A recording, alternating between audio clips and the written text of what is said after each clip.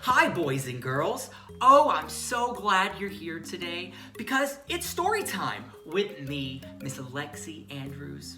Oh, and I have a wonderful story for you today. It was written by Emma Dodd, and it's called The Entertainer. Let's see what it's about. Ding dong, hip hip hooray! There's someone special here today. Make some room, let him get past. The entertainer's here at last. Come in, said Billy's mom. Tea, Dad asked.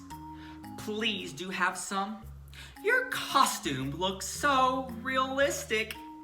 The entertainer grabbed a biscuit. He drank the tea in one big slurp. He thanked his host by saying, burp. Mom looked quite shocked and said to Dad, his manners really are quite bad. Now, we must point out that it's rather rude to burp when someone gives you food. I'm sure you know it's never right to do a thing so impolite. The children chased him through the door, where gifts were thrown across the floor. Among them was Billy's gift from Mom, and he stepped. He slipped, he whirled, he spun. Wow, they cried, this guy is fast. Then crash, his journey stopped at last. The children clapped, the children laughed. He's hilarious, they gasped. Hilarious, repeated Mom. She thought, I'd wish he'd never come. Now, it's always best, you know I'm sure, to pick your toys up from the floor. The consequences, you'll agree, of messiness are not pain-free. The entertainer grabbed a jug and drank the water. Gluck, gluck, gluck, gluck, gluck. Next, he took the flower bunch and chewed the stems up. Crunch, crunch, crunch.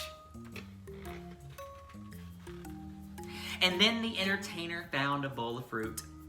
Mom looked and frowned. Into his mouth each piece he threw. As Billy cried, he juggles too! Down they went in one big bite. Bravo! The kids cried in delight. This guy is great, they said to Mom. We're really, really glad he's come. Now we advise you, do not test this hazardous way to digest. You know, chewing helps release the flavor and does your poor gut a favor.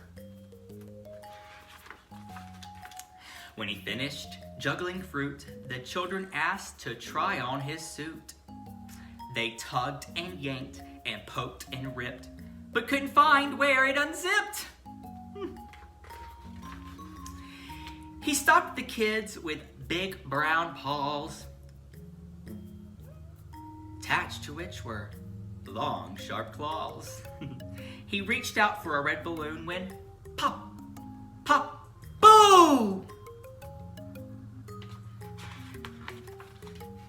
The entertainer turned and fled, and next door found the birthday spread. He licked his lips, his tummy rumbled, over to the feast he stumbled. Then the children found him in a heap, snoring loudly, fast asleep. The food! Billy's mom cried from the hall. The entertainer ate it all! Now, never, ever help yourself to laid out feast or food on shelves. It is polite, I'm sure you've heard, to wait until it has been served. The children laughed. That was a treat, but now it's time for us to eat. Mom dashed to the refrigerator. I'm glad I saved the cake for later. They ate the cake. It tasted splendid. Then the birthday party ended. All the guests enjoyed the show, but now it was time for them to go. Billy said, "I'm so impressed. That entertainer was the best." He added, "Mom, can I be clear? I'd like the same one every year." Just then, the doorbell rang. Ding dong. A man stood with a bear suit on. He said, "I'm sorry I'm so late. I went to number 28. Now, if a bear turns up one morning, hold him there and heed this warning. Our advice could not be plainer. Make sure he's your entertainer."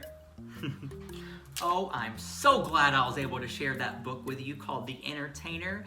And I'm so glad that I, your entertainer, Miss Lexi Andrews, was able to read it to you. I hope you have a wonderful day, boys and girls. And I look forward to the next story time with Miss Lexi Andrews. See ya!